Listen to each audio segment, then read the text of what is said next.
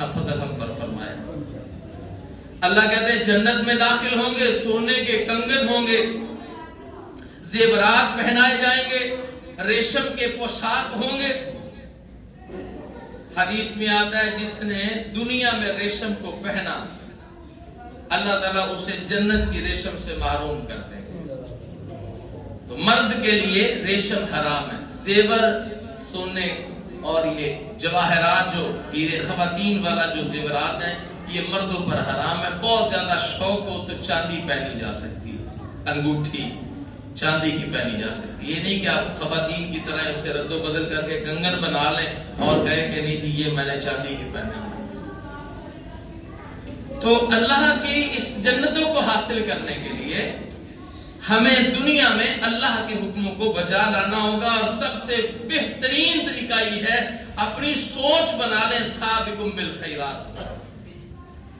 اللہ کہتے جب یہ میں اس طرح داخل کروں گا نا، لباس کا تذکرہ، زیورات کا تذکرہ، تو وقالوا الحمدللہ، ان کی زبانوں سے یہ ہوگا اور وہ کہہ رہے ہوں گے الحمدللہ الذی اذهب عنا الحزن، اللہ تیرا شکر ہے اس ذات کا جس نے ہمیں غم سے دور کر دیا۔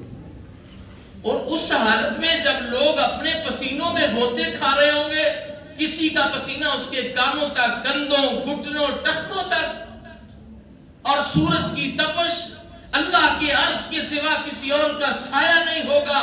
ان لمحات میں جب وہ جنت میں اعلیٰ پوشاک پہنے، زیورات پہنے جائیں گے تو زبان سے اللہ کی حمد کے ترانے ہوں گے اور کہیں گے اِنَّ رَبَّنَا لَغَفُورٌ شَكُورٌ، بے شک ہمارا رب وہ ہے جس نے ہمیں معاف کر دیا ہے اور اس نے ہماری بڑی قدر کی ہے۔ لغفور البتہ بڑا معاف کرنے والا، شکور انتہائی قدردان ہے۔ اللہ وہ ذات احلنا دار المقامت من فضل، جس نے ہمیں اعلیٰ مقام میں اپنے فضل سے داخل کیا۔ لا یمسنا فیہا نصب ولا یمسنا فیہا لغوب، یہاں ہمیں کسی قسم کی تھکاوٹ نہیں چھوا اور نہ ہی کسی قسم کی خستگی ہمیں پہنچی۔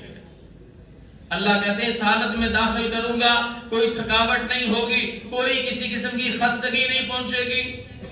اور اس کے مقابلے میں والذین کفروا لهم نار جہنم، اور وہ لوگ جنہوں نے اللہ کا انکار کر دیا ان کے لیے نار جہنم، جہنم کی آگ ہے۔ لا یقضى علیہم، جو نہیں فیصلہ کیا جائے گا ان پر، فیموت، کہ وہ مر جائیں، ولا یخفف عنہم، اور ان سے ہلکا نہیں کیا جائے گا، من عذابها، ان کے عذاب سے۔ کذالک نجزی کل کفور، اسی طرح ہم بدلہ دیتے ہیں کافر کو، نہ شکرے کو، کفر کرنے والوں کو۔